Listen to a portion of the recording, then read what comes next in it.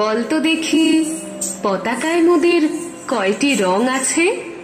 শিক্ষক এসে শুধালেন হেসে দ্বিতীয় শ্রেণীর কাছে।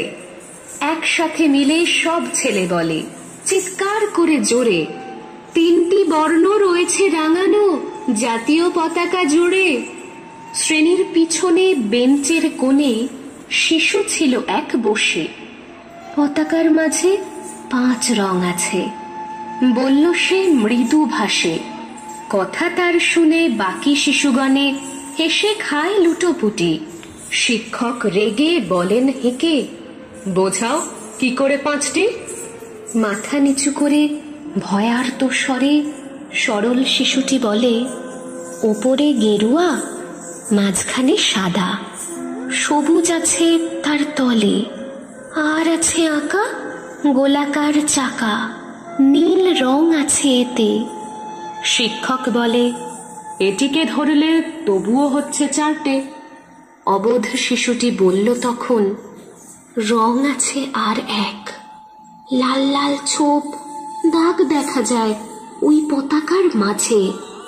বাবাকে যখন আনলে ওরা, কফিনের ঢাকা খুলে জড়ানো রয়েছে দেহখানা তার পতাকা আর ফুলে। রক্তের দাগে ছিল লাল ছোপ ওই পতাকার মাঝে। এই নিয়ে মোট হলো 5টি। এবার তো ঠিক আছে?